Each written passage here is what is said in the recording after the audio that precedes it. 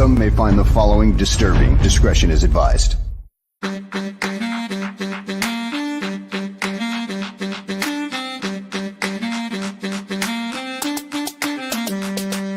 Bears. Because of the way they play the nickel corner here, and the nickel corner plays 88, 85% of the snaps. He's got to be like part linebacker. The Bears. When you're in a scouting room, there's going to be differences of opinion.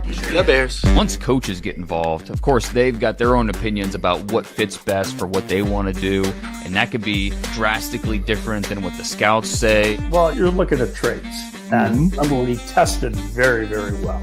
The Bears. One thing good about Kevin, he's been with two other organizations, as well as being the commissioner of the Big Ten. He's been around.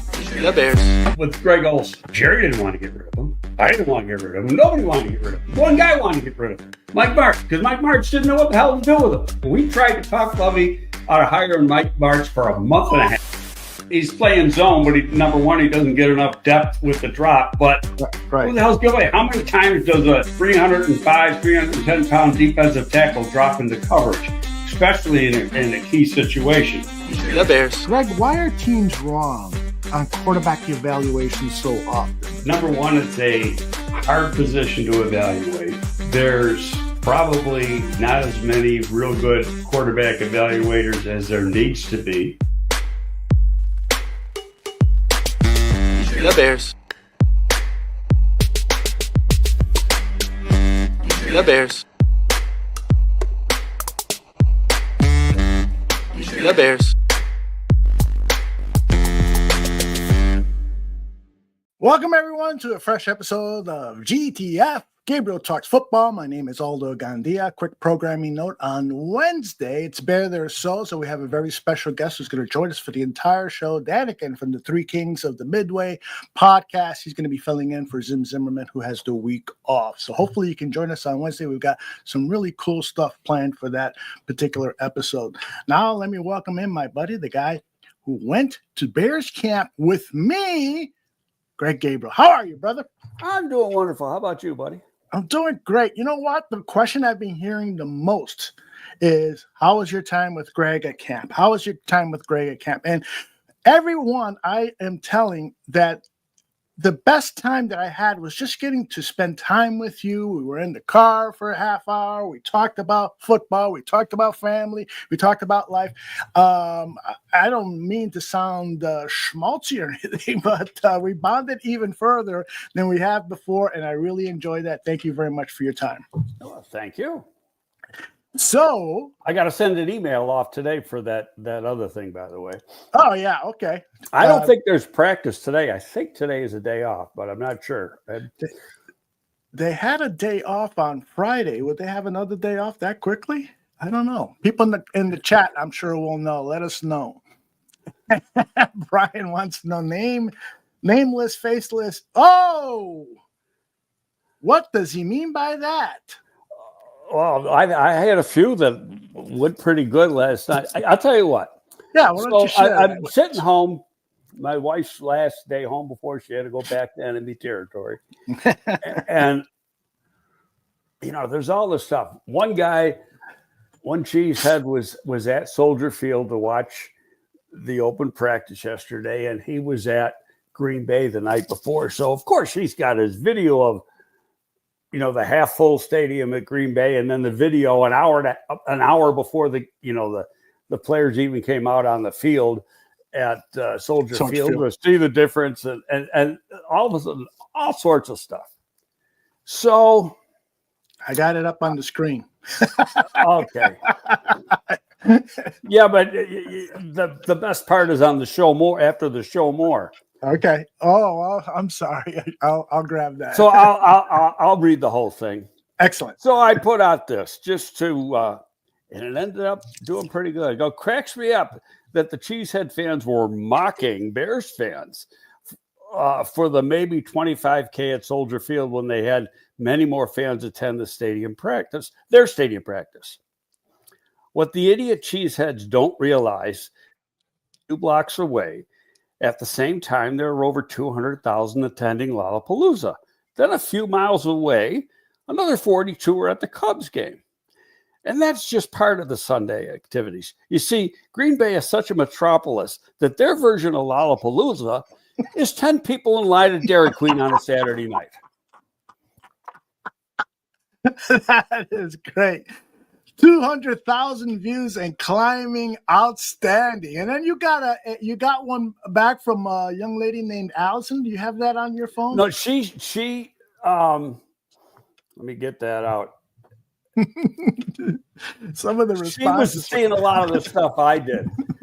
So, and she follows me, but I don't know if her tweet had anything to do with mine. But it said, according to the cousin humpers up north, Chicagoans were supposed to cut their bodies into three so they could be at Lala, the Cubs game, and Bears Family Fest simultaneous yesterday. Makes sense. What do you think about Chicago, though, huh? So that is so weird that people in Green Bay care about shit like that when, and they don't have any self-realization that there's a huge difference between the third biggest city in the United States and probably the 300th biggest city in Green Bay. If that, in Green Bay, Wisconsin. Now, I know they're Wisconsin's team, but that's still, Bears are. It's like the third biggest in the state of Wisconsin. Yep. I think that if you were to total the amount of fans NFL franchises have around the world, then the Chicago Bears are either first or second. There's no doubt about it. The fans in Europe and now South America, that's growing as the Bears are now have rights to merchandise in Brazil over other teams, I believe is how that works. So the Bears' popularity is just going to continue to grow. And unfortunately with the Packers, it's not growing as much. Well, it just cracks me up that they would even go out of their way to mention that, because it just shows you how limited they are in the scope of things. Well, let's go to practice. It's the only thing in town. Did you see that throw? It was terrific. Exactly. Boy, we might be good this year. Yeah. And it's like, yeah, it's fucking practice. Yes, indeed. It's like, nah, there's better things to do. And I've been, somebody who's been involved in this game literally 65 years of my life. And it's like, yeah, if I didn't have to go, I wouldn't. There's better things to do. That is true. Let's talk about the practice that you attended. What were your overall thoughts walking away from camp? I posted it after. I said, there's some good things, there's some bad things. Typical training camp practice. And that's what it is. I think, too many people put too much emphasis in what goes on day to day in a training camp, like it's life or death. There's a video, I guess people were putting out videos of Caleb Williams throwing an interception or something, and Kyle Brandt on Good Morning Football this morning, being that he's a Chicagoan, went to Stevenson High School, I think. He brought it up and he said, yeah, looks like Caleb's in for another good season, throwing a lot of interceptions. And Kyle goes, you mean the guy that went 9 straight games without an interception? You mean the guy who threw 6 interceptions for the entire year? And it was like, they're trying to make a big deal out of practice. Training camp is for one reason and one reason only: to prepare the team for the regular season. And what if you watch closely and if you listen, what they're trying to do, and there's times when they struggle, and it's because of what Ben Johnson is trying to do. They're throwing overload on these players, especially on the offensive side. Hitting them up. Basically, the whole playbook has been installed. They'll finish the install this week. And having them try to memorize, and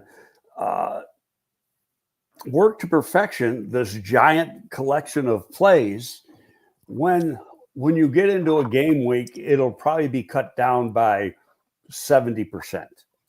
Because each game you're going to use things a little differently depending on what your opponent's scheme is, where they're strong, where they're weak, etc. So there's going to be mistakes. You want to see, part of the reason for training camp is you want to see what works and what doesn't work. And if things they do one play or a type of play a certain amount of times and it's always not working or always looks sloppy, it's like, screw it. Get rid of this play and go on to something else. Now, defense, it's the same way, but defense, a little simpler, on the players. But what we've seen is Dennis Allen intends to attack, and he's been attacking full bore on the Bears offense, and that's a good thing. Why let him off the hook? I think I might have told you this, back when I worked for the Giants, and this was when Dan Reeves was the head coach. Practice was a freaking joke because Dan used to script the offensive plays for team period, and then he'd have the defense scripted so that the offensive play would work good against that particular defense. Oh, no. So it was like, and the defensive coach, Mike Nolan was the defensive coordinator. He was always having a fit about that. It's like Dan had such an ego. He wanted his offense to look great in practice, and he designed it so it could, but he wasn't getting the defense ready to play, nor was he getting his offense ready to play some good defenses. Which makes no sense. So when there's struggles, I like it. Yep. I like it a lot because that means there's things you got to work on, and that's what camp is for. We still got 5 weeks before we're in our first game week. We got next 3 weeks, we got games, then an off week, and then the opening week. We got 5 weeks before the first game. That's a lot of freaking time. That is a lot of freaking time. Let's listen to Coach Johnson replying to a question about how does he evaluate the effectiveness of practices. Yeah, well, I think they're all successful from the degree of we're learning, and so just because we're not getting the yards on offense or giving up touchdowns on defense. I mean, we are getting better as a team on both sides of the ball, all three phases, including I see special teams every day as well. So, I don't think there's any barometer or mark. I think we'll know a lot more about our team when we get these joint practices going too. I think that'll really tell us a lot because I think for a healthy team over the course of camp, you kind of feel the defense win the day one day, and then the offense bounce back the next day, and you kind of have those even battles. That's what you want from the good teams. He essentially said what you just said. Yeah, he says it every presser. Mm-hmm. They're trying to. He's disappointed in some things, and he gets impatient. He's a coach. That's what coaches do. Mm-hmm. But at the same time, he keeps praising his team, and we are getting better. We are just where we are supposed to be, and things along that nature. And you don't see any dissatisfaction from him because, there's one thing I like about him is he's just, I don't know if honest is the right word, but he's just open. And tells you the way it is. And I appreciate that. So much different than some of the coaches we've had here before that try to hide the obvious. Yep. Well, and it was obvious yesterday at practice at Soldier Field Family Fest that the offense was having some trouble with a number of delay of game penalties. Yeah, there's two or three. And that'll tick off any coach, but the thing is that the people want to concentrate on the negative when there's a lot of big plays too. Absolutely. And I, like you just said, Greg, I love his authenticity. This is what he said about the delay of games. Yeah, but it's something we're going to have to address for sure. It showed up more today than it has in practice. So this was more like a real game, and if it continues like that, we're not going to win many games. How do you evaluate if it's, still like install learning things or if it's things that should be understood and shouldn't be issues like that? Yeah, it comes down to, I think I've mentioned a couple times that whether we're making the same mistake twice or not. And I felt like I saw that a couple times today. So I know the saturation level has gotten there with these guys. They're pretty filled up to the brim with information. But at the same time, the installs are slowing down. So we do expect the execution to be a little bit cleaner as we go from here on out. I think they are at the 10th or 11th install. That's what's going to happen next, and out of 12. So they should be done with that, and it should help this team start to concentrate more as they have a less and less to remember. They start to whittle things away. Is that how you see it, Before Greg? I forget, that hat he had on, and he's worn it a couple times. I love. Yeah. So I got on the NFL shop. They didn't have that hat. Where the hell you get that hat? Probably Fanatics. I'll look for it and see. No, it's a New Era hat. Oh, okay. So I'll look around for it. And see if I can find it. It should be there because I just like the way it is. It's a sharp looking hat. Yeah, everything about it. I like the way the brim is. I like the smaller B on there. Yeah, that's kind of like sewed in. It's a nice looking hat. Yeah, for that matter, I haven't seen it anywhere too. So I do like that hat a lot. It's outstanding. I noticed that he had it on the opening presser at the beginning of camp, week and a half ago. Yeah. So actually it's almost 2 weeks ago. Tomorrow's 2 weeks. Yeah. It's moving fast. I gotta say this though. For the people that are going to the open practice against the Dolphins on Friday, they will see more offensively and defensively than we will see in the game against the Dolphins on Sunday. On Sunday, look for one thing: vanilla football, both offensively and defensively. Reason for that is the tape for this game goes out to all 31 other teams. Joint practices go nowhere. The Dolphins have the tape. The Bears have the tape. Nobody else sees the tape.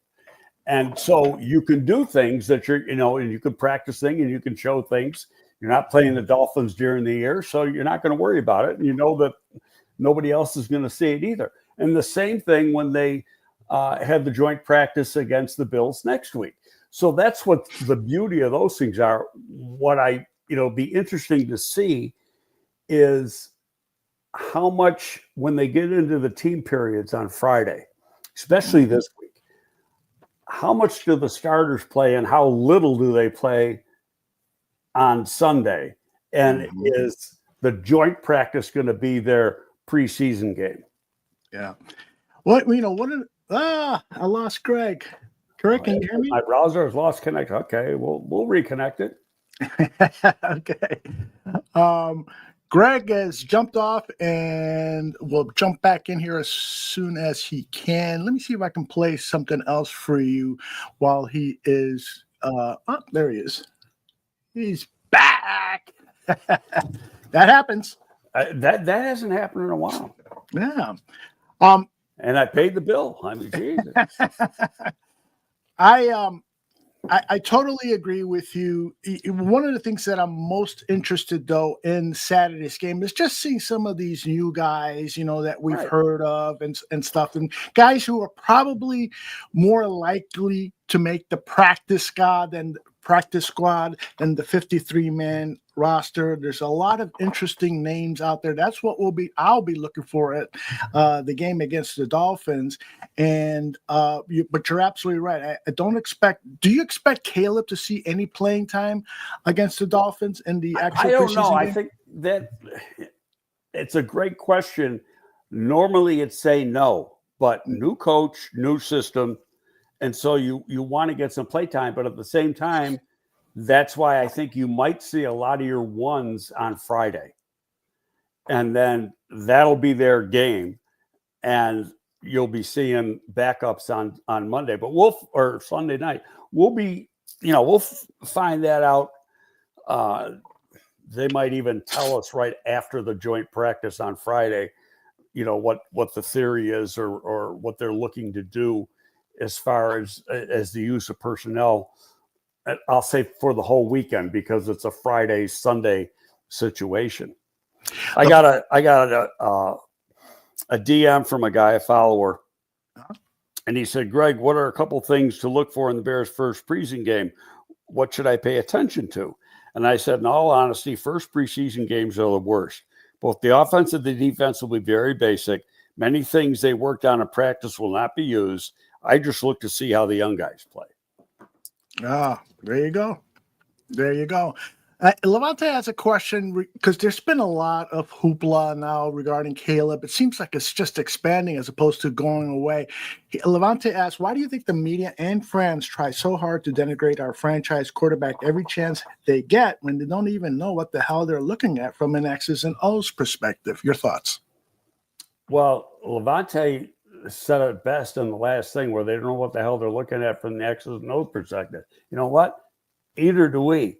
Because I don't know what's inside that playbook, you know, and it's all new. It's not easy. It's very complex.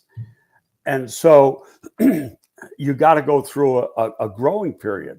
And I said a little earlier, what I suspect will happen is now that you're starting to get in, you'll get done with the install stage, and then you'll start to pare things down as you are going to use them during the week. Now, when you get into practice for a game, you know, you got practice Wednesday, Thursday, and Friday, walk through on Saturday.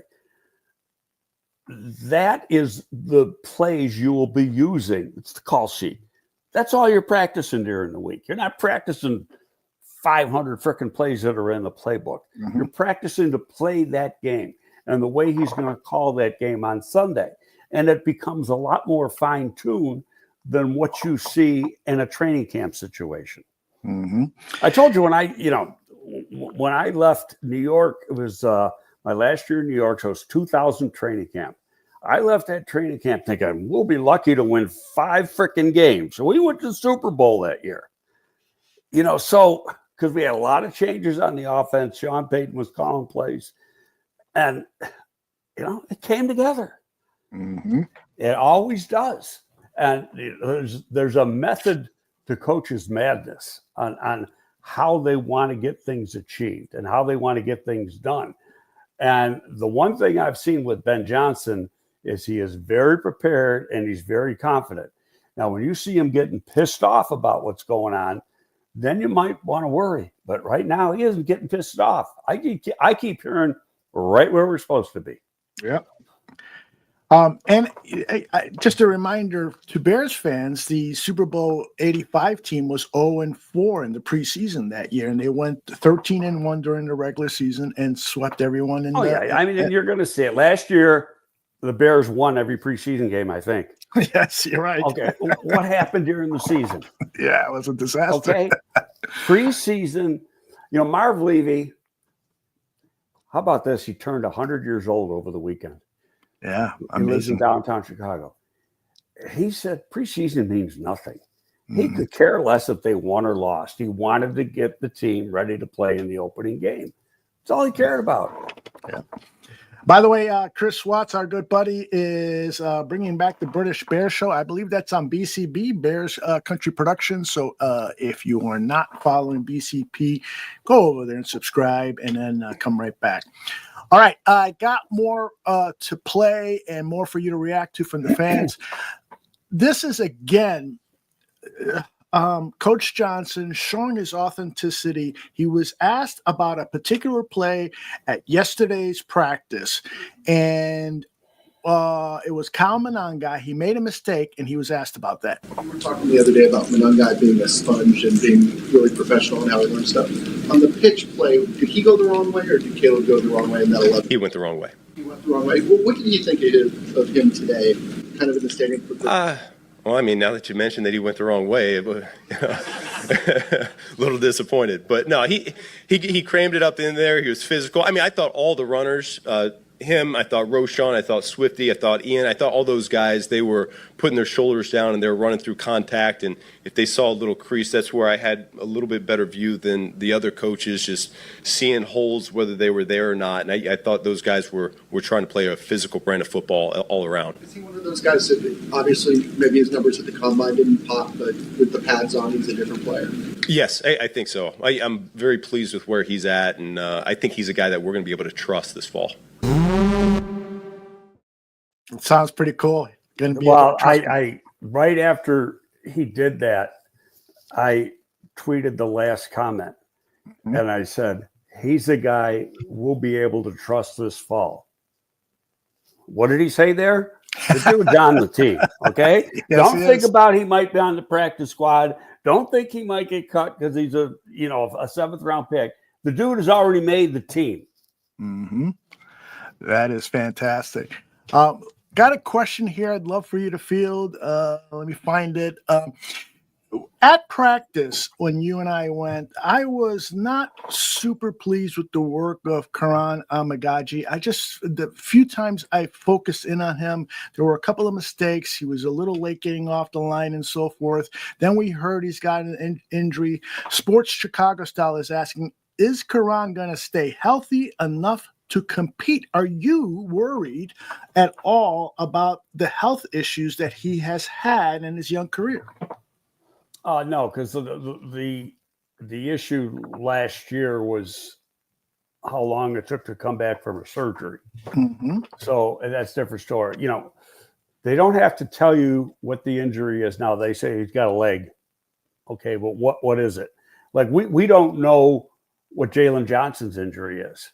Mm-hmm. 2 weeks into camp, we don't know what it is. We know he's got a leg injury, and they don't have to tell us. You'll find out what the injury is on our first game is on a Monday night. So Thursday, when the first injury report comes out of opening week, you'll find out what part of the leg is a problem, if he's in fact still on the injury list.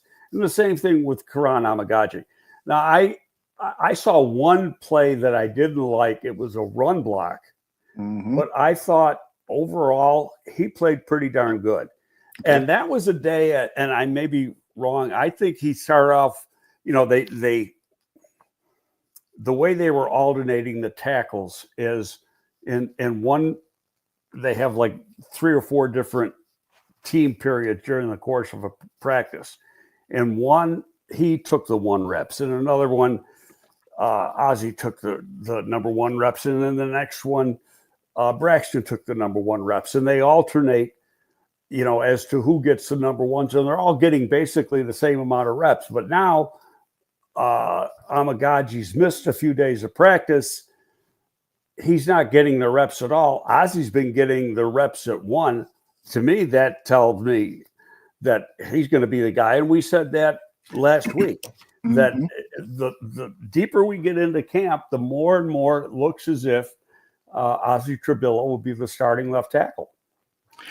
Yeah, I gotta agree with you there. It is looking, Braxton Jones met with the media, and I on my X channel at Barroom Network, I pieced together what he said about his recovery, what the injury meant to him physically and emotionally, and he shared very candidly that he had a really, really hard time. A lot of times he didn't want to get up out of bed to go work out, that the people who were helping him, he stepped on their toes because he was just so frustrated. At times he wanted to go, and the handlers are saying, no, take it easy. He just said that he was screwed up.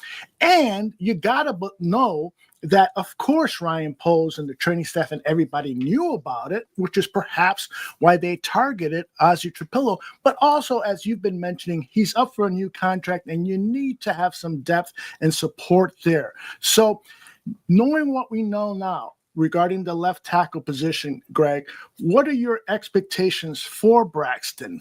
He's probably going to lose the job to Ozzie. Do you still contend that he is trade bait for the Chicago Bears? I think part of that has to do with the health of Amagaji, and we'll know more about that this week. If he's back practicing this week, then it's no big deal. If he misses this week, then it becomes more of a big deal. I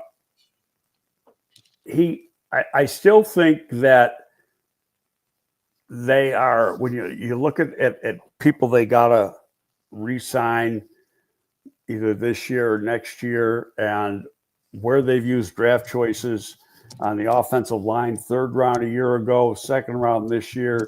He's going into a contract year. They're already paying the guards. They got to pay the right tackle in another year, Darnell Wright. I just saying, well, they don't have to pay him in another year, but they can after the last game, they can.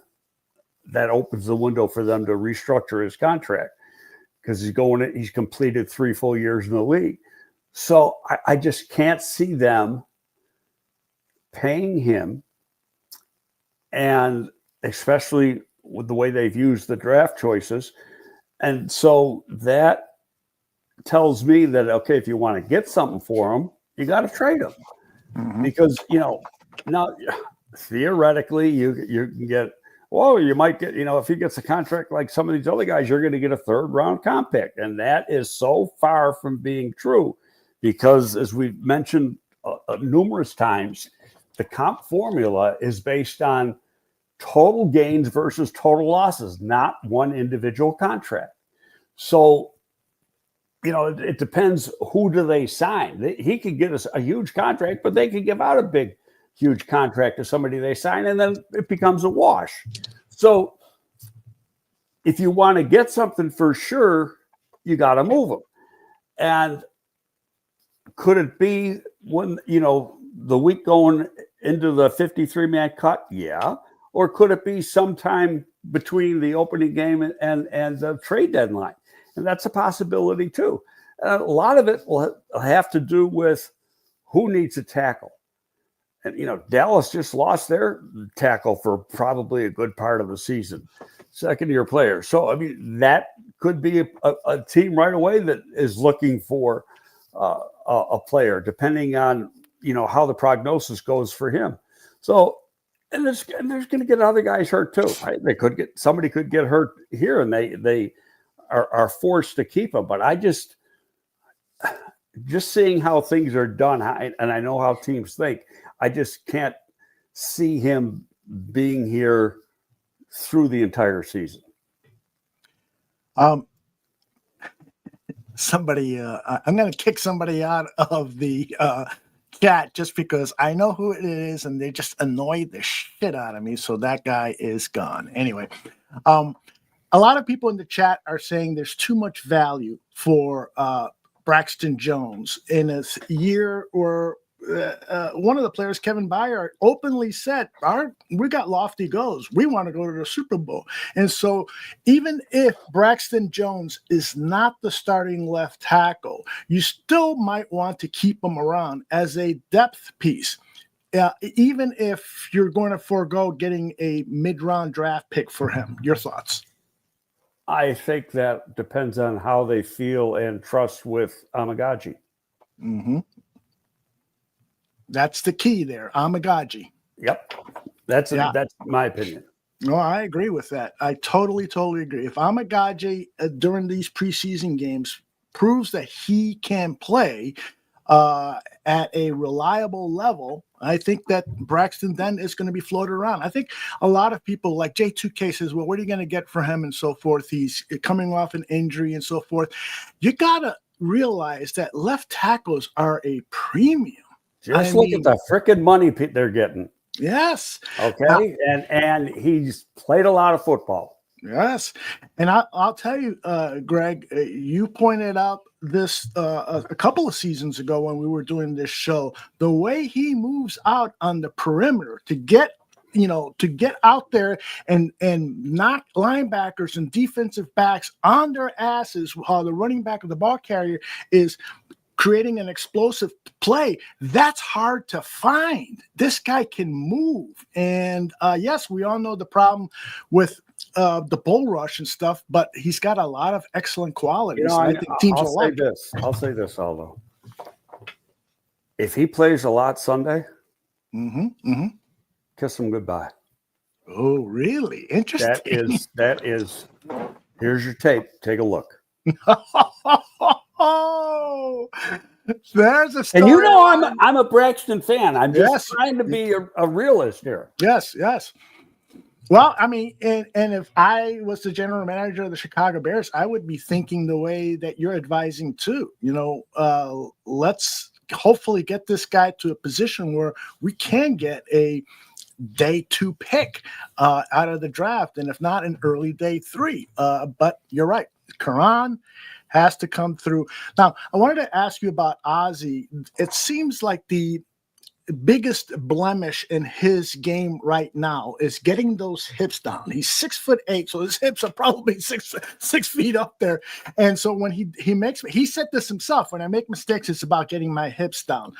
How big of a challenge is that, particularly for a guy his height, to get those hips down and play more effectively? Yeah, I only can go back to what I saw on tape in college. Mm-hmm. And he plays with good bend. He's just so much taller than everybody else that his shoulders and his head are going to be above the other guys, but he plays with bend. He's able to anchor. One of the best things he did in college football was anchor. You never saw this guy get pushed back. So knowing that, I'm not worried about it. Excellent. I'm more worried about, does he have the lateral agility and recovery quickness to block NFL speed rushers? Mm-hmm. Because that to me is the toughest thing for a left tackle. I know he can anchor. I've seen enough of it on tape. J2K says, if Keenan Allen is worth the 4th, is Braxton worth the same as a rental? Well, first of all, J2K, if somebody's going to trade for Braxton, they're going to probably try to extend his contract before the deal or immediately after the deal. Don't you think, Greg? Yeah, he's a rental if you wait till the trade deadline. Okay. If you trade him now, then the chances are you might try to extend him, maybe not for 4 or 5 years, maybe just a couple years, but you try to extend him in some way. So I mean, we got to see it play out. I admit we are throwing darts at the wall. We might be 100% wrong, but my experience tells me one thing, and just the way things have been playing out so far tells me the same thing. Got to see. Still got to see how it plays out. And again, I got to go back. You got to have Karan practicing this week, practicing against the Dolphins, and then practicing against the Bills next week, so they can see what these guys can do. When you look at the Bills, especially, I don't know the Dolphins team that well, but the Bills especially got some pretty damn good pass rushers. Mm-hmm. And they signed some guys in free agency, drafted a couple guys. They drafted Landon Jackson. They already got some guys coming back. So they will, they're one of the best teams in the AFC. They're going to give the Bears all they can handle in that joint practice. Yeah. By the way, I agree with Squeegee's evaluation of Amagaje. He's got a good anchor. He just has to get his hands right. He tends to get caught leaning in his stance, and that gets him beat every time. I saw that at the practice, Squeegee, particularly with the inside rush. I saw him kind of leaning and his and I'm not. You got to move in unison. I know what you're saying. Okay. Yeah. Okay. So it's having your upper body working with your lower body. Mm-hmm, exactly. And so he needs to improve that. And at the press conference, he said, those things are being pointed out to me, and I'm working on them, and I feel like I'm getting a little bit better every day. Let us go to Lee Bruin had this question earlier. Greg, how complex is Ben's playbook? Have you ever heard of a head coach, a rookie head coach, putting in 12 installs? That seems a little much for me, but I don't know. I'm just a fan. I'm going to go back to what he said. I think it was last week, and he said he went through all his installs in 21, or 22 rather, 22, 23, 24 is 3 years as the coordinator with the Lions, and he said they are way ahead, meaning the Bears, way ahead of 22. Not quite where the Lions were in 24, which is the third year in that scheme. But so it's, I think he had things more simplified for Detroit in that first year. And that was his first year as the coordinator and as a play caller. And then he let that grow. But when he came here, it's like bullshit. I'm throwing it all at him now. And he said it in the clip you just played. He goes, I know they're swimming. They're overwhelmed. We'll get it done. You know, I'm going to say, I don't see any worry in his mind because, you know, when you've been around this game long enough, you know how you want the progression to work. Yep, indeed. Got a good one here. Back to the offensive line issue. J2K says, this is a tough question. Are we over-evaluating or overvaluing Ozzie? He's a rookie, and I worry that our expectations are way too high. He might have a learning curve many are ignoring. Your thoughts? Well, John Alt started every game for the Chargers last year. Granted, he went the first round. You can go Detroit's right tackle. He started every game as a rookie. But there's a lot of tackles who come in. If you're good enough to play, you play. It's real simple. You know, so it's he's going against good people in practice. And so how he shows against these people in practice determines if the coaching staff, and it's not like these coaches are rookie coaches now. Dan Rochard's been around the league a long time, been coaching offensive line for a long time. He developed some of the best offensive lines in the league when he was at New Orleans. So he's not going to put the team at a disadvantage if he doesn't think the guy's ready to play. Yeah. And people are pointing out that Braxton Jones started immediately. They gave him the starting job in OTAs as a 5th round pick. Yeah. And I believe Charles Leno, too, was an immediate starter, if I remember right. I'm not sure. I might have been a second year, but I may be wrong on that. Okay. Well, and I appreciate J2K's concern. And Leno was a 7th round pick. Yeah. What's Bennett barking at? What? I don't know. Somebody's probably having the audacity to walk by. Can't walk around the Gabriel household. Let me just shut him up for a second. I'll be right back. No problem. That is Bennett. If you don't know, he is the prized dog of the Gabriel family. Look at him. He's got a great looking dog. And really a nice dog. He comes at you like he's going to bite your nuts off, my nuts off, and then you pet him, and all of a sudden he's a big baby. Bennett is the name. I'm going to ask Greg a question about Bennett here, just to digress a bit. Who that good boy? Why did you name him Bennett? Is he named after Martellus Bennett or somebody from the Bills? I didn't name him. My wife did. Oh, okay. And she calls him Bennett Charles. She's very formal with it. Yeah. Bennett Charles. Is there a meaning behind that name? A friend of hers or something? No, the dog we had before him, who we had for 14 years, was Ted, but she called him Ted Gabriel. And, she just likes to use two names. That's great. I love it. Screechy says, I think Trapillo is going to do well. It's key that he wins this competition outright. That way, when the bullets fly, he won't second guess if he should be out there. Now, look at this guy. Now, he never really knew his dad. His dad died when he was very young. But his dad played NFL football for a long time. And it's like in his genes. And when you talk to people who have been around him, he's very mature, very advanced for a young player. And he's got that passion. He's got the football character that you want a player to have. And a player that really strives to be a great player will be a great player. That, the football character, all these guys in the NFL got talent. What separates them is how badly do they want it. Yeah, indeed. And there's a lot of guys that are great players, got great talent. That's a better way of putting it. That waste it because they don't have the character to go, and I mean football character, not personal character, the football character to go with that natural talent.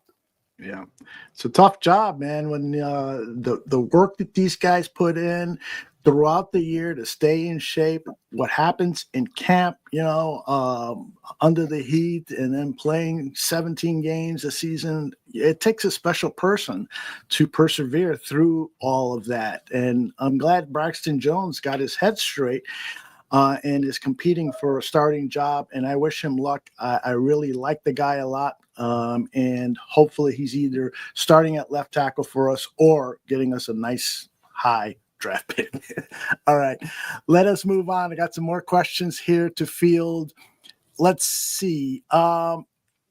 Daniel Trump says, people say that accuracy was a problem for Caleb. I'd love to hear from you and Greg if you agree and if you think Ben is fixing it. Your thoughts, Greg? Well, accuracy has been a problem since he's been in the league, which is really 1 year. Mm-hmm. Little over a year and a month. And you go back, in fact, I watched some tape last week and over the weekend of Caleb in his final year at USC and his second last year at USC. That dude was so freaking accurate. Mm-hmm. Especially, and where he's struggling on the deep ball at this level, he was unbelievably accurate with the deep ball in college. So it's there. Part of it is just self-confidence, knowing what he's supposed to do, knowing when he's supposed to do it. And I think he's got the right people around him, meaning coaches, as compared to a year ago, to help him get there. And the one thing you hear, and it's pretty much unanimous between the coaches and players when they're interviewed, is how hard he's working. And not just in practice. This is, in the film room, in the weight room, anything he's doing, he's really dialed in. Yeah. I think Squeegee and I are on the same wavelength here. He says it's hard to be accurate when you're worried about getting clobbered by the pass rush. Here's my thinking on this, Greg. Yeah, you can hurry throws, and that can have a tendency of your technique breaking down. Exactly. Your throwing technique, and then so it's a matter of just being in sync. Right. And so he's being taught to throw on time, to trust your offensive line. But you get hit as often as he did, and all of a sudden your first instinct is to be Superman, run around, get open, do the scramble drill, and so forth. And I think, that is probably impeding his accuracy. Once he starts feeling more comfortable in the pocket, I think the accuracy will follow, is my guess on that. All right, I want to play for you a soundbite again from Coach Ben Johnson. Again, how incredibly authentic and candid is he? He was asked who has been the most reliable from a pass catching standpoint in camp. I think Cole Kmet, I think DJ Moore, I think Rome Odunze. Those are the three that stand out to me first and foremost. I think OZ's doing a great job of being where he's supposed to be, and he's being a professional about it. The rookies, they're still learning, they're still growing, and they just haven't been out there enough to earn that trust yet. But I would say throughout the course of spring and camp so far, those are the four I'd bring up first. Greg, have you ever seen a head coach openly give, player evaluations like that? I don't think I ever have. He's very transparent. Really? And there's nothing wrong with that. He's still, if there's something he doesn't want out, he's not going to say it. Mm-hmm. But, like somebody asked him yesterday, I think it was yesterday, about the rookie free agent Richardson. Yeah. And he went along the lines of, I was blowing smoke up his ass last week and, came back to haunt me the next day. So, but that's a rookie. You got to let rookies be rookies. Yeah, indeed. But he's making plays, and as they make more plays, and that's where practice matters. See, people people are going to put a little bit too much emphasis on what they see next Sunday. Yeah. When really what happens between now and Sunday is more important than actually the game, because you don't know how many reps you're going to get. You know, you don't. Miami, because the defense could play terrible. Miami could open with a 9-minute drive, and that already screws up how you're going to do your play time with offensive players or something like that. So it doesn't. They try to map out the number of reps they want each player to get and how they want the game to look, but it doesn't always play out that way. And then you got to carry it over to the next week. That's why I think having these joint practices on, this Friday and next Friday are so important and so good. Yeah.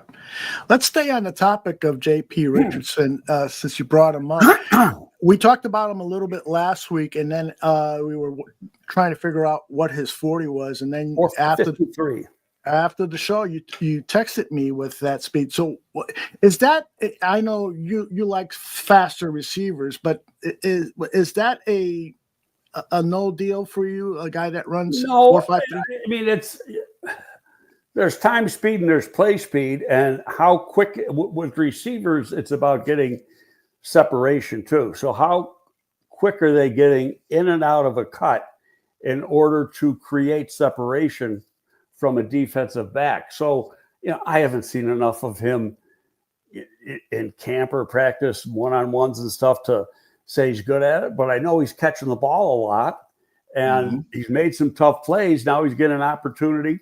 Could he make the team? Darn sure he could. But he's got to – what you look for in rookies, especially with rookies, free agents like he is that they're in the process of climbing a ladder. Yeah. All rookies they will plateau at some point.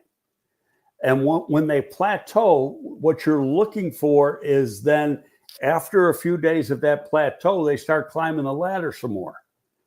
It's when they don't get off of the plateau, then you worry. Then that's it. We've seen that's the ceiling. He's there. And so it's not an easy thing to do, but you gotta watch. And the position coaches know this because they're with the guy every day. So has he hit the ceiling? And when you see it, he has, and he doesn't step back and then continue to improve again, then it's like, no, this is what he is, and that's not good enough. Yeah, indeed. Muck is so right. We have so many weapons on this team. It really is crazy. It's got to be so much fun for Ben Johnson with his creative mind to come up with ways to get the ball to these guys. The key thing, of course, is going to be moving the chains and trying to get what do you think? What should be the average for the amount of offensive plays we should see week to week with the Chicago Bears? Like 55, 60 offensive plays? I have to go back and look through Detroit's offense last year, and those numbers are available, and how many plays they had. But, when you go back, he likes chunk plays. Yeah. And that's one thing we haven't seen around here a lot in recent years is chunk plays. And the chunk plays then have a way of not lengthening drives, but shortening drives because you got the chunk play. But it's a good exercise to do. Whether I got time to do it real quick, I don't know. But it's something we probably should look at is the average number of plays that Detroit ran in games last year. Love this question from J2K. He says, Greg, with the focus on Ben and the offense, could we be overlooking a very good defense under Dennis Allen? Oh, I'm not overlooking. They're pretty damn good. I know. And that is good for the offense that they are, Ben Johnson said one thing in one of the pressers last week. And he said, Dennis got an ego. He wants to kill us every freaking play. Yep. and that's good. Yep. Don't, like I said, with Dan Reeves when we were with the Giants, you'd set up the play calling or the script for the practice so that the offense would look good every play. Well, it's ridiculous. Make the offense struggle. Make them work for it. Mhm. It's a privilege to play on this defense. Those are the words that ring in my ears that Dennis Allen said a couple of press conferences ago when he met with the media. And that type of attitude is something that should be carved into the walls at Hallis Hall. It historically, the Chicago Bears have had fantastic defenses. They had them when you were there at Hallis Hall. They had them during the Super Bowl run of '85. They've had them throughout George Hallis's coaching career, and I think that we've got a really good chance to bring back a high-powered defense under Dennis Allen. And one of the players, Greg, that I think could have a great kind of comeback rebound season is Tremaine Edmonds. I really am starting to get the feeling that he's going to be used in the middle and outside linebacker and in blitzing, that he could be a, what was it that the goal for Urlacher was under Lovie Smith? 5 interceptions, 5 sacks. I think it was like 5.55. Brian was not a great pass rusher. If Right. he had a weakness in his game, that was the weakness in his game. Yeah. I when they have pressers, I listen because I try to read between the lines. They're saying one thing, but what are they really trying to say or whatever? But with Edmonds, there's been nothing but praise going back to the OTAs. Mm-hmm. So they like and seem excited about what he can do in this scheme. Mm-hmm. Now, obviously that's got to turn into plays. The two guys that kind of jumped out at me last week, and one is a new player, passing known, if that's how you say his name. He's playing right end, and he played one series at the nose tackle, and then Dial.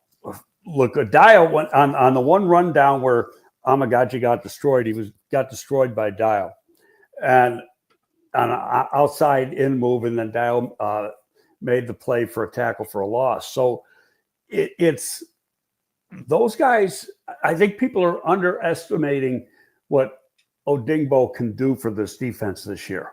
Mm-hmm. I agree, which is a great segue to the topic that so many people in the chat room are waiting for your thoughts on. I'll have Jay Grizz ask the question. Please, Greg, if Micah Parsons is worth the Bears going after, and how bad he thinks Parsons wants it like, wants a Super Bowl. What do you think? Micah Parsons will be a Dallas Cowboy this year. Micah Parsons will probably be a Dallas Cowboy next year and the year after. He is not getting traded. When's the last time you saw Jerry Jones get rid of a player that he really likes? Mm-hmm. I cannot remember. Now, could there be? Yes. I do not. I've racked my brains for the last few days. Last year, we went through the same charade, and I kept saying the same thing with Myles Garrett with the Cleveland Browns. I said, he's not getting traded. You're right. You don't trade your best player away. Mm-hmm. And especially a guy who controls a game. And that's what Garrett does. That's what Parsons does. He is by far not just the best player on the defense. He's the best player the Dallas Cowboys had. They are not letting him out. They control his ass for at least 2 more years. He's got to play this year under the contract. He can say, I'm going to sit out. Well, then he's going to get fined $50,000 a day for every day he sits out and the game checks. So pretty soon he's going to owe them. But, before the season's half over, he's going to actually owe them money. That's right. And he's going to be so far in the hole, he's going to owe them. And then you can tag him next year. Mm-hmm. There's nothing he can do about it. Yep. He will be with the Cowboys this year and next year. And After that, remains to be seen. But people think, they got to go out and get him. And you know what? The Bills fans are doing the same thing. Give him this guy, this guy, this guy. He's not going anywhere. Mm-hmm. Myles Garrett, remember, I want to get traded. I will never play for the Cleveland Browns again. 3 days later, he signs a big contract. Mm-hmm. But it's negotiation 101. But it has happened. I mean, even with the Chicago Bears, Khalil Mack became available because they were at an impasse. Now, I That was the agree Oakland Raiders who, at the time, were the Oakland Raiders, I think, and one of the worst run teams in the National Football League. Absolutely. Okay, and the Dallas Cowboys are a different story now. And like I said, I could not recall Jerry Jones losing a player that he wanted to keep. If somebody can come up with one, I just can't think of any, and there probably is. But we went through this with Dak Prescott. We went through it with other players through the years. He gets the deal done. He will make those guys work for it. They're going to work and work and work, and when he wants to get a deal done, he'll get the deal done. It's easy when you got a player, when it's one player who's a veteran and he knows what you're good, knows the scheme. If he has 2 weeks of practice, he's good. Look what Khalil Mack did with 4 days of practice after that trade. That trade was made Labor Day weekend. Yeah. Okay. And so when you got a rookie on the offensive line and he misses all the camp, that's a different story. But a veteran defensive player, shit, he's ready to go a couple days before. He's ready to, he'll be sacking quarterbacks on Sunday. Indeed. Do you think that Parsons is the type of player who really wants to win? That's the question Jay Grizz is asking. I don't know the guy, so he's got a good agent. Jerry obviously doesn't like the agent. So what? What else is new? Well, he's done that before where he's tried to negotiate directly with the player, and that's typically a no-no. Agents don't like that. So. No, they don't want to be circumvented. But Jerry is tough. He's real tough to negotiate. Hey, the guy didn't make all his money because he doesn't know what the hell he's doing. Is he got an ego as tall as the Empire State Building? Absolutely. Yeah. But in reality, that man has done more for the National Football League than any other owner. Yeah. It's because of one guy, that the league takes in as much money as they do. He knew all about marketing. None of the teams did any marketing until he bought the Dallas Cowboys. He led the way. Every team's marketing department was like 2 people. Yep. They were just coasting along, having a good day. And this guy's like, no, wait a minute. Yeah. I remember all the feathers he ruffled when he got the, I think it was a Coca-Cola endorsement. Yeah, I thought it was American Express, but go ahead. Yeah, but I mean, he started doing well, you can't do that. Yes, I can. I can do what I want. And then everybody else was doing it. All right. And he fought to keep all of that local marketing stuff, saying this is not part of the revenue sharing. That has to stop. I'm working on this for my team. I'm keeping every dime of it. And I think that's the way. That's why his team is worth more than any other team in the league. Indeed. In the event that Jerry Jones says, you know what, let me just find out what other teams would offer just so that I can get a sense of the value of a Parsons. J2K says that he looked up the Bears cap situation and there's no way the Bears can afford him. We're $9 million over the cap already for next year. Your thoughts? Yeah, but the cap is, when you want to take it seriously, you can fiddle with that thing any way you want and manipulate it. There's guys on this team, they're going to have different contracts next year. They're going to have redone contracts. They haven't touched the contract of Sweat. They haven't touched the contract of DJ Moore. They haven't touched the contract of Jalen Johnson as far as taking salary and turning it into bonus money to create cap space. There's a lot of things you can do that they haven't done because they've had plenty of money in which to do it. He's going to cost you, Parsons is going to cost $43, $45 million a year. That's fact. Okay. on paper, you say, well, they're over the cap. Well, no, you can fix that. That's not the issue. But the issue is, what do you got to give up to get them? You could use the Mac trade as one way of looking at it, but part of it is too is they gave Dejo $17 million or whatever, and they're happy with them. And on top of that, I go back to the same thing. It's really irrelevant because Dallas ain't going to trade him. He's their best player. Just like Cleveland was never going to trade Myles Garrett. And this is what people don't understand. Well, they could. No, they're not. It doesn't happen. Mm-hmm. Greg, I want to go off topic here. Are you hearing anything about the other 3 NFC North teams that either is something that we should be concerned of as Bears fans, or something that is, that helps the Chicago Bears because of injuries or anything like that? Everybody treats preseason the way I thought Detroit looked terrible. Oh my gosh. Yeah. Thursday night in the preseason opener. Not a starter played, not even a minute. But that's their backup quarterback. So if Goff goes down, they're in trouble. Mm-hmm. They don't have a legitimate NFL backup right now on their roster. And their depth at offensive line is not too good either. Where Chicago gained on the offensive line, they lost. They lost 3 starters. Yes. And now they got one guy who was, and actually one starter, they moved from guard into center, but really, it's new to them. So it's like losing 3. They physically lost 2. When you're looking at positions, they lost 3. Mm-hmm. So, and basically the whole interior of the line they lost. And the 2 tackles are there, and their tackles are good. So, with Minnesota, the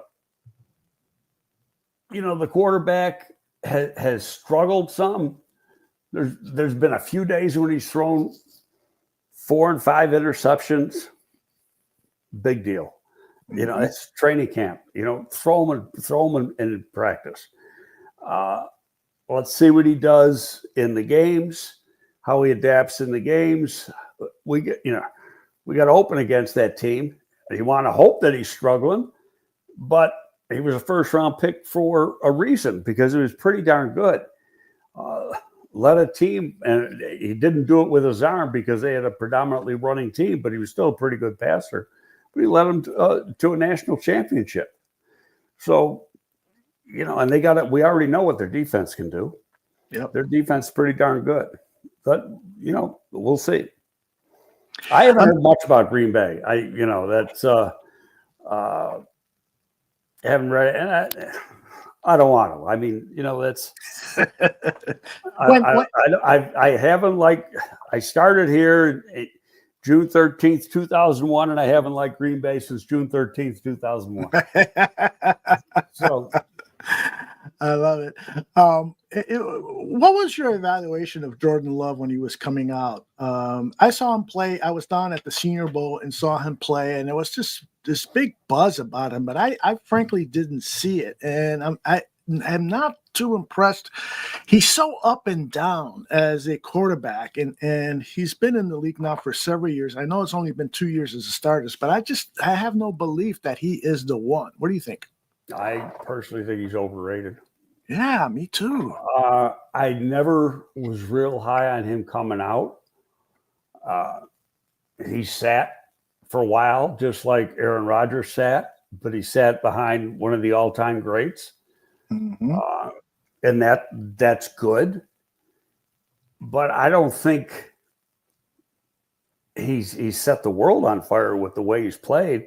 Now they're saying, well, he's playing hurt all last year. Well, was he on the injury report? I don't remember, to be honest with you. We'll just see. I don't think their team has as much talent, raw talent, as this team, but they've been together for a long time. They they got a good defense, and the wide receivers are a question mark. They've been a question mark for a while. They got a good running game. We'll see. What do you think about their wide receiver first round pick, Golden? I think his first name is Matthew Golden. Yeah, he's having a good camp. He was real fast at the combine. Mm-hmm. And that surprised me because I didn't see that. Now he plays fast, but I didn't see that kind of fast on tape. I would have thought he was going to be a 4.45, 4.43 guy. And when he run like a 4.30 or something like that, you don't see that speed when he's playing. But he's a good player. I mean, he's a good player for Texas. Yeah. The reason I wanted to get your thoughts on the NFC North is that, you listen to the national commentators and they talk about how competitive this NFC North division is. And I think that they're overestimating how good Green Bay, Minnesota, and the Lions are. I truly think that those teams are going to struggle. Yeah, in some cases struggle and not play as well as they did this past seasons. But we'll see. Only the games will determine. The one thing with Detroit, and you've got to talk about it. They're trying to make it sound like, well, we lost all these coaches, but it's no big deal. It is a big deal. Yes, it is. Especially when you lost the two coordinators that they lost.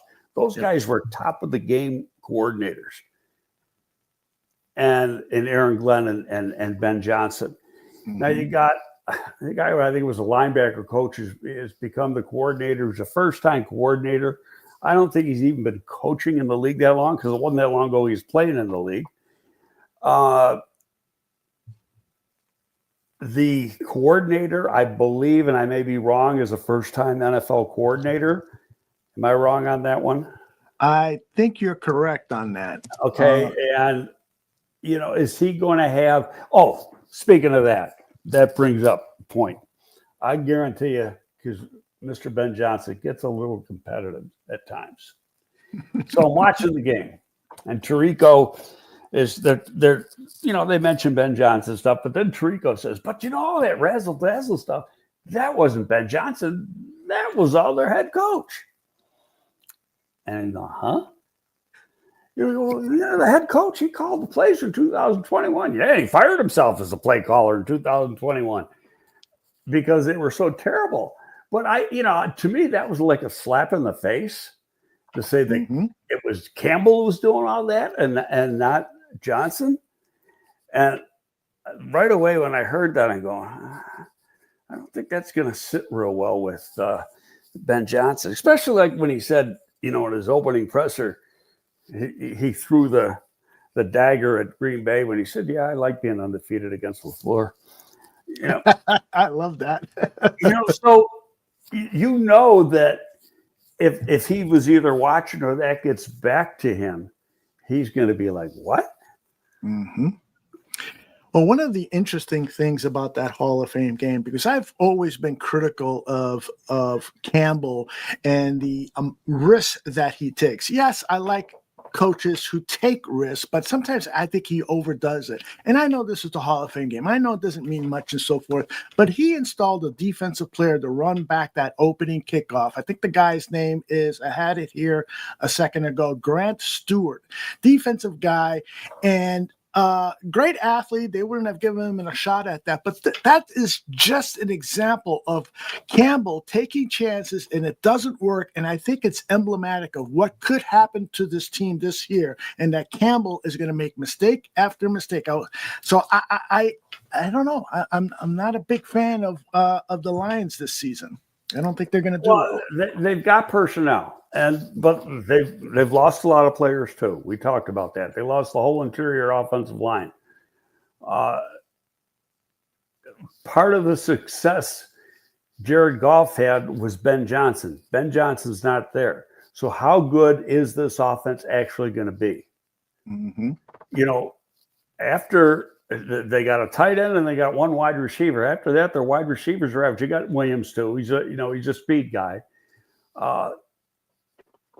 But their overall depth, I think, is average at that position. But it's the run game is good. You can't take that away. Mm-hmm. But is the run game going to be as good with the interior of the offensive line totally different than it was a year ago? Yeah. And over at Minnesota, J.J. McCarthy, as you said, having troubles in camp, which is to be expected. A guy who he's essentially a rookie all over again because he got hurt like after a few plays in the first preseason game or something. Exactly. Yeah. So I mean, he really had 2 weeks of practice last year, and that was the end of his rookie season. Mm-hmm. And Evie reminds us that Jordan Addison has a suspension for 3 games to start the season for a DUI. Right, so he won't play. They'll have Jefferson, but they won't have him. Yeah. So and Jefferson has not been practicing that much in camp because of an injury. So there's just a lot for Vikings I fans don't worry to be about concerned that about. stuff. He'll be ready to lace it up. He's a stud. Opening game. I just hope Jalen Johnson is ready to lace it up because he'll probably be on Jefferson throughout the game. I just go back to what Dennis Allen and Ben said 2 days apart or day apart. Mm-hmm. 2 separate pressers. Not all that concerned. Yeah. All right. I wanted to share this with you. After the practice at Soldier Field, Cole Kmet, who was born and raised in Arlington Heights, he was asked about the stadium. I thought his response was pretty funny.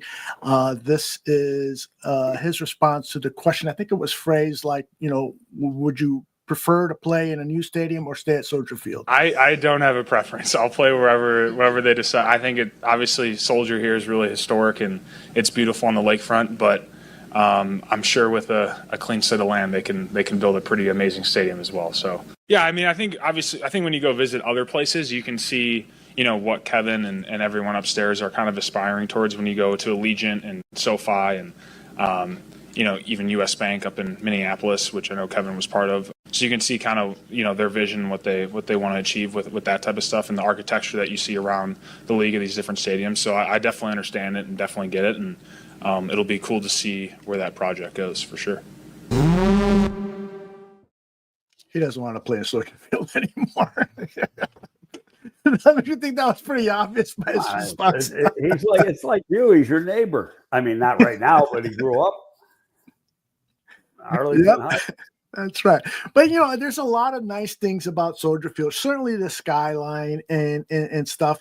But there are just parts of that stadium that are decrepit. And they see the facilities, the locker room facilities in other stadiums.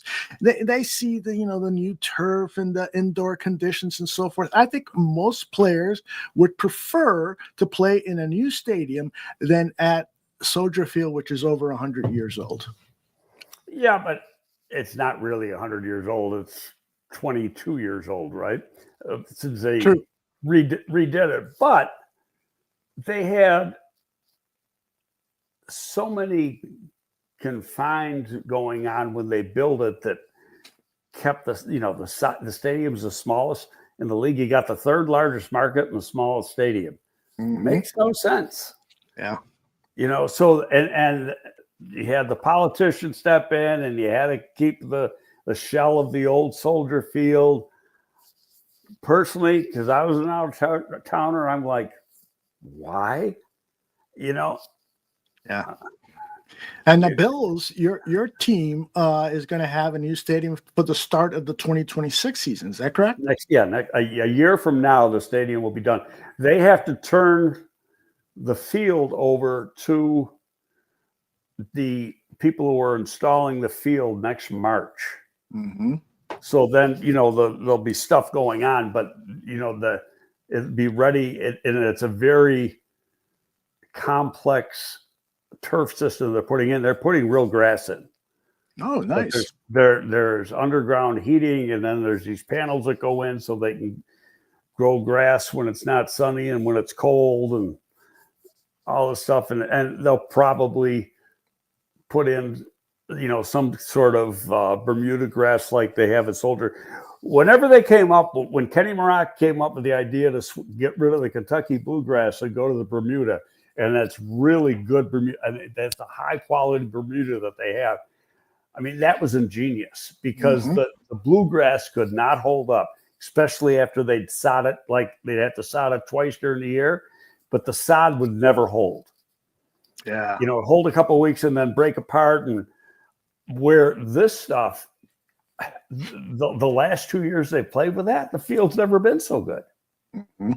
And those, they got the same fields at Hallis Hall. Yeah. Yeah, you pointed that out to me a couple of times. That turf at Hallis Hall is effing nice. Very, very nice. All right, let's get back to some of the thoughts from our visit to Hallis Hall.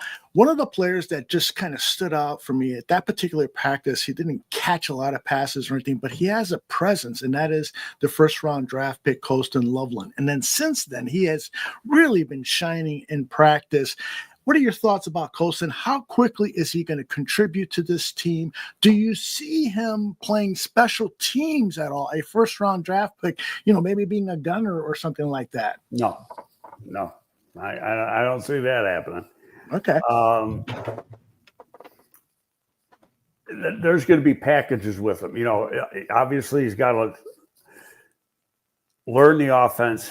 He's starting to make plays, and they're going to be playing with a lot of 12. There's people who still think Cole Kmet's not going to be here. And they go back to that soundbite you played, and the three most consistent receivers, he was number one. Mm-hmm. So we're going to see.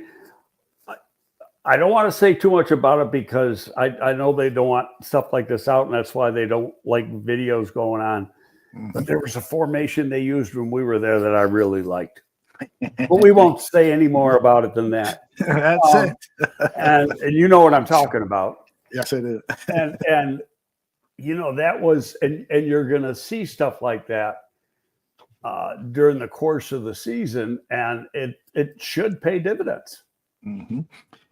Craig, what has happened in the NFL that, I go back to the days where Vince Lombardi was basically on a chalkboard and he's diagramming, their power run play. And it's basically, it's coming, but we got the better players and we're going to smash it. Now in the NFL, everything's so secretive, don't want to show formations or anything. What's going on? What's the difference here? It's all, let's show our opponents as little as we can so they can't figure, they're going to be late trying to figure out what we do, which is an advantage. It'll be an advantage for the Bears for a couple weeks.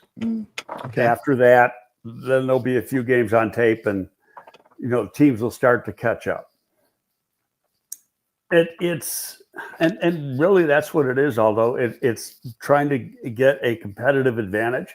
Yeah. I get, one of the guys who's got a podcast and pretty good Twitter site, was at a practice, I think the day after us or 2 days after us. And he was, the guy in the stands saw him taking videos and told him, you can't take videos. Mm-hmm. And then saw him again, threw him out. Yeah. And like banned him for the rest of the year. Now he got back in. He called and apologized, yada, yada, yada. But which I'm glad that he did because he's a nice kid. He's just like a 20-year-old kid. But they don't want that stuff out there. Yeah. Now I knew there'd be stuff yesterday because how can you stop it coming from the stands? Yeah, exactly. But still, nothing was that close that you could see. You couldn't see numbers. Yeah. So, but you knew there was going to be stuff showing up. And trust me, the other teams scour social media just looking for that stuff. Yeah. They got interns. Look at this. Oh, okay. Let's put this one down. I'll never forget Daniel Jeremiah saying, I would read, and when he was a scout, I would read newspaper articles to get clues as to what was being said about the team, listen to press conferences when they were available, blah, blah, blah. So, yeah, you're trying to get as much information as possible. Indeed. You read every single article on every one of your opponents that's written. Wow. That is, I think I've said it before, and I've learned this from you, is that as a scout, you got to be a detective. You really do have to question people, dig into, family history, friends, all that stuff. That's quite, it's just not in a way, all the barking at the Bears and people being mad and saying they suck, that actually can help them a little bit. Because the stuff that your opponents are reading then is negative. Yeah. Interesting. I never thought about it that way. Lee Bruin wants to know, what's your take on DJ Moore getting snaps at the running back position? If I recall, they tried a little bit of that last year. Mm-hmm. And I think you're going to see a little bit of Burton getting some snaps at running back too. Oh, got to. If you look at just a highlight tape from him at Missouri last year, like very first play was running the ball. Yep, indeed. Yeah, he's going to be special. Get the ball in his hands however you can. The Wire has some breaking news for us. He says, tell Greg that hat he was talking about is on the New Era website. So well, where New Era has their office? Where? Buffalo, New York. Is that right? Yeah, it's a Buffalo company. Tell your daughters to get over there and get your hat. Well, they do. That's where Richie gets all his hats. Is that right? Yeah, my son-in-law does the embroidery. Right. Yeah. So he provides them. Oh, he gets the hats from New Era, and then he does the embroidering at his shop. He could probably make that for me, but yeah, of course. Didn't he make one for you already that looked pretty cool? And here it is, ladies and gentlemen. You mean this one? Yeah, that one. That is awesome. I mean, I shouldn't do that because it's All right. He does stuff. He always makes it a little bit different, so he's not, screwing around with copyright. Like come Masters time, he puts all this stuff up, and then instead of the thing about, the Masters at South Buffalo, or something, it's all. Yeah, he's clever. Pretty clever. He's real good. He's got a really good business with that thing. Awesome. Russell is asking me a question. Do you think if the Bears were having a true quarterback competition, Bagent would start over Caleb? I want you to answer this question, but let me first say this. Here's the difference between Bagent and Caleb. Caleb has much more inherent talent. Not to say that Bagent is not a talented player, but Caleb has the arm. He has the escapability. He has that special it quality. The reason he's going through hiccups right now is because he's being asked to do stuff he was not asked to do in college. So, Greg, what are your thoughts? The most loved player on any team in the National Football League is the backup quarterback. That's right. Best position in football. People forget that when he played in his rookie season, everybody was like, wow, can't wait to see what this Bagent guy does. And he was 2-2. By the end of that, people were saying, we want Justin Fields back. Yeah, but he played, I'll tell you what, he played pretty good. He did. 2-2. He played, and that was as a rookie. He didn't get as much opportunity last year. Mm-hmm. I liked what I saw last week when we went. I think he's talented. I don't think he's going to be a Bear a whole lot longer. Yep. I don't know. I know he'll be, this is his third year. I don't know if he gets to his fourth year. He's an RFA next year, right? Which means they can tender him. And once the tender comes in, then another team can come in and put an offer sheet on the table. Mm-hmm. And they might want to pay him a whole lot of money. Yeah. So I would expect that he's going to get a fair amount of snaps in the preseason. Oh yeah, more than Caleb. Teams, what teams love to do, good teams love to do, is develop players like him and then move them and try to get something really good for them, and just keep that continual process going on. Andy Reid was great at it in Philadelphia. And there's other teams that have done the same thing. And you've seen teams overpay for a backup quarterback that has flashed in the preseason or flashed a little bit during the season. So, but you got to go get another one. So that means next year you got to draft a quarterback sometime. That if you do in fact lose him, you got somebody that can step in, and maybe you got to get a vet for 1 year. And then while you're bringing that rookie around, but it's a cycle that you'd like to keep doing. And then every few years you can trade for a relatively high pick, a backup quarterback. J2K asks, Greg, when a player gets tendered and signed from another team, do we get a draft pick? No, you got a chance to match the offer. It depends. Well, I take that back. It depends how you tender him. Okay. Yeah, there are Okay, two so different if types. you tender him, he was originally a undrafted free agent. You can tender him at that level, and then you get to match the offer, and that's it. You can tender him, say, a second-round pick or a first-round pick, and that means he gets more money on his tender offer. The how much money he gets paid for that 1 year contract is dependent on what the tender offer, what they tendered him or what round they did. So if they tendered him a second-round pick, that means if somebody wanted to sign him, they'd have to give the Bears a 2. Oh, a 2, huh? Wow. Jeez. Now you can get out of that by doing a sign and trade. I don't want to give it 2, but I'll give you 3, and you say, okay, and you work out a deal. You sign him to the Bears would sign him to the contract that the other team offered, and then they turn around and trade him the next day. Sports Chicago Style says, asset-wise, flipping a UDFA into an upper pick is cool, means you're able to develop players.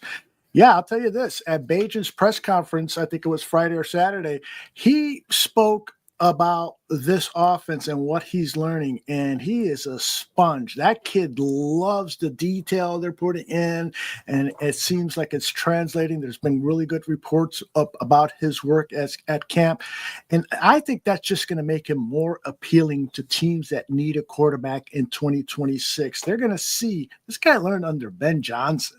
This guy looked good in preseason games. There might be a market for Tyson Bagent. Not to say that they would, automatically install him as a starting quarterback, but bring him in for a quarterback competition. Well, how about this? This guy played pretty good in 4 games with Matt Eberflus as the head coach. And I don't even remember who the coordinator was his rookie year. What was that guy? He's back up in Green Bay. Not Waldron. That was last year, the year before. Flus's original coordinator. And as a rookie, the guy played pretty damn good. He had played 4 games, went 2-2. Yeah. It's an undrafted free agent that went 2-2. Yeah. King Booker World says, got to remember that Bajan threw 6 interceptions in those games that he started, and Caleb threw 6 all season, and some want to label Caleb as the bust. And Peyton Manning threw 28 or 29 as a rookie. Oh my goodness! Yeah, he looked like now a go bust. Look up how many. Who's the quarterback I'm trying to think? Well, Eli Manning threw a bunch. There's nobody has thrown as little as Caleb threw last year. That was an anomaly. Now, part of it was they didn't let him take chances. That was by design, but he still protected the ball. It wasn't until went 9 straight games, and it wasn't until the last game, which the Bears won in Green Bay, that he threw another interception. Yeah. King Bookerworld says Eli threw 19. He thinks I'm doing a quick search, but my AI machine is taking a coffee break, so we'll skip on that. But you're right. I mean, I feel like with Troy Aikman threw on shit. I think he only won one game or something as a rookie, and they were terrible. Mm-hmm. These guys are all in the Hall of Fame now. Yes, indeed. Yes, indeed. Got to be patient. And Caleb said that he feels he's learning a lot from Ben Johnson. Is this an accelerated approach they're taking with him, throwing so much at him, and now they'll start to whittle down? I would be surprised if the reports of him, making mistakes in camp are going to persist once all the installs are in and they start to focus on what they're going to be doing in the season. So, and of course, there won't be much in terms of media and fans there to see those practices. No, they won't. Once they shut down, and I don't know when that'll be, it might be, the media will probably be able to watch up until the third preseason game. Yeah. After that, they don't get to watch practice anymore. Those 2 weeks leading into the opener, yeah. Monday Night Football against the Minnesota Vikings. All right. Anything else you want to cover on this episode of GTF, Greg? I think we got it all covered. It's game week. Yeah. Well, sort of. It's a Sunday. It's I mean, it's really next week, theoretically, because it's a Sunday afternoon game. I keep saying Sunday night. It's at noon. But it'll be fun. It will be and fun. There'll probably only be, 30,000 there, and then the cheeseheads will cry. Bears are playing a game. They got a new coach. They're all hot, and only 30,000 people showed up. Yeah, but they sold out every ticket to the down game. So, if you had to pick a fan base that you detest more than any other, which fan base would it be? Oh, the Jets. Really? Tell me why. Well, yeah, because I worked 17 years in New York, and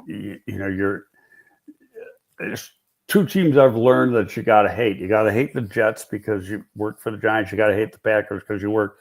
Now, I was here like 2 days, and Ed McCaskey walked in to my office, and it's really when I met him.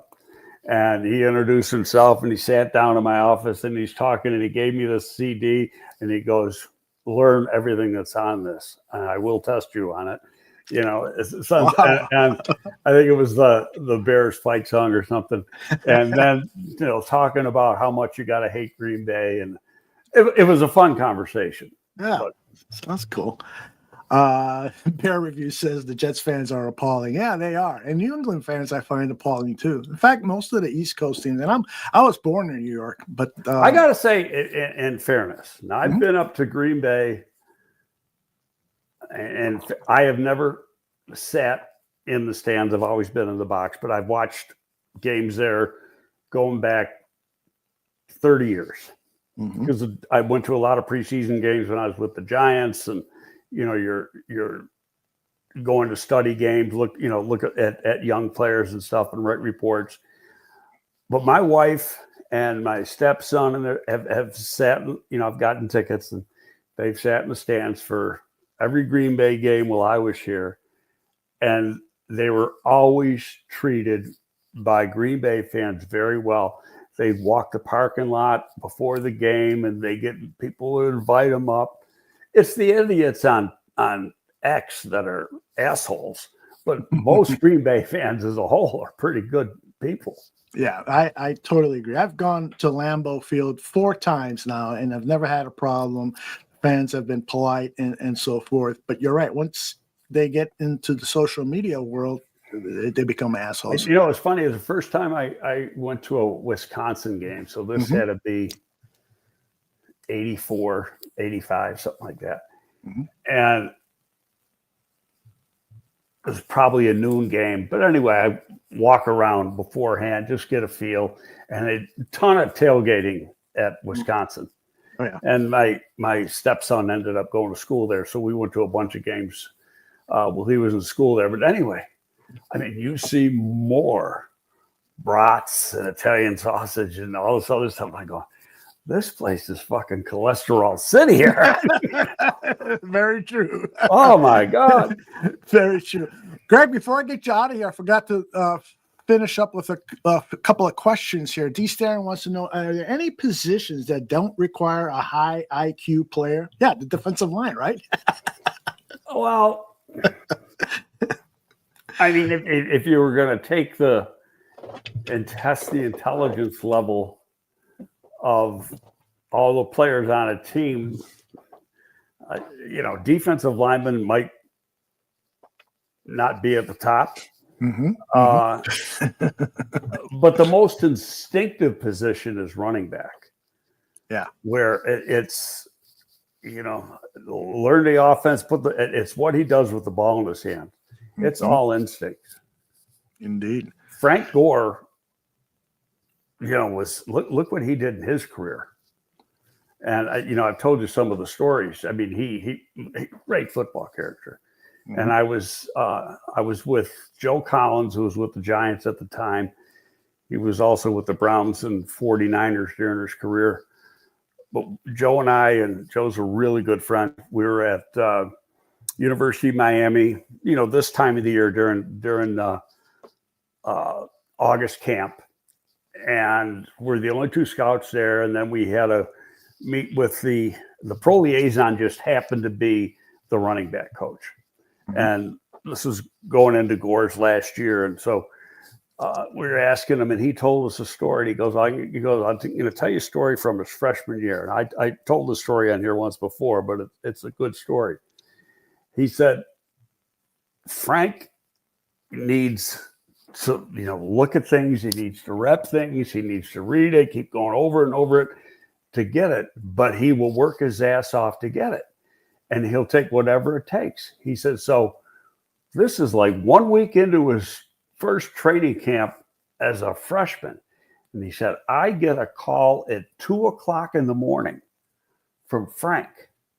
He goes, Coach, what's wrong, Frank? It's 2:00. He goes, want to let you know I got it. That is great. That is great. That's passion for what you're doing, and Frank Gore, Hall of Famer, right? I don't know if he's in. Is he in now? He's going to be in. It's my prediction. Yeah. Oh God, yeah. I mean, and just an elite football player. You got some people. After the Bears drafted Monangai, said, I said Joe Morris, who was with me when I was at the Giants. Some other people said Frank Gore. And you know what? You look at the numbers; they're almost identical from height, weight, speed. Interesting. All right, I want to. D. Staron wants to know, what do you think of Detroit Lions fans? Well, I have never gone to a game in Detroit and lost, whether it was with the Bears or with the Giants. And I've gone to one year. Was it my first year here? Yeah, my first year here, and they were at the old Silverdome up in Pontiac. So we're playing in 01, and we won the NFC Central then, because it wasn't the North. It's called the Central. And went back, it was like right after Christmas. I went back to Buffalo, got my kids, and then took my kids to Detroit, then drove them back to Buffalo, then came back here. And we were sitting in the stands, and there's nobody there at the Silverdome. I mean, there must have been half full max. Yeah. They're all out rioting. I'm just kidding. Another question here I want to squeeze in. Somebody just asked. It was D. Staron again. It was Lawrence Taylor smart? Lawrence Taylor, I mean, his football, yeah. I mean, Lawrence Taylor is very smart. Well, Lawrence Taylor was wild. But now, I talk about football character, and I've said this about Lawrence. Now, Lawrence always got in trouble, and made bad decisions. His personal character wasn't up here. His football character, off the charts. Yeah. And there's a big difference. Lawrence Taylor lived to play football. It was the most important thing in his mind. And he would play through pain. He played a whole game with a broken fibula. Just strap that sucker up. I'll play. Wow. And, he just remember the strike year was 1987. So we had won the Super Bowl in January 87. We had beat Denver. And then they're having a strike the next year. And that's the year they had, they had the scab games and stuff. Well, Lawrence, he wasn't about to miss. So he played. And they played a game of Buffalo. It was one of the worst games I've ever been to. Buffalo against New York. It was like a 3-3 tie or something like that. It was just an atrocious game. But he played every single snap of the game, offense and defense. Wow. So he played tight end on offense and linebacker on defense. So he crossed the picket line, huh? Oh, yeah. I didn't know that. Yeah. Wow. Interesting. I'll never forget the clip on NFL Film, since it's a famous clip. We're gonna go out there like a bunch of crazed dogs, and that's what he did in his personal life too. He was like a crazed dog. No. I mean, there's stories that are legendary about LT. You want to share one? No. Just one. He'd come into practice with handcuffs on and all sorts of shit, That's my kind of player. You don't want defensive players who come in drinking milk. But he of whiskey. Damn, I got old VHS tapes because they didn't have DVD then, right, of Lawrence Taylor and some of the long highlights and stuff. And just what a football player he was. Yeah. Just a joy to watch. Just special guy. All right. That's a perfect place to leave this. Please, hit the like thing and subscribe and all that stuff. Share this with other people. I really would appreciate that. Greg, Gabriel, another great show. Really, really enjoyed it. I got a 2-hour break. Then I'm going to do, and you're doing it next week, with Tony Daly and his new show. There you go. That's right. Yes. That's at 3:00. So you will send that out on your Twitter feed, because I don't have. I don't. What the hell? I don't know what the hell the name of it is. I should know, but I don't.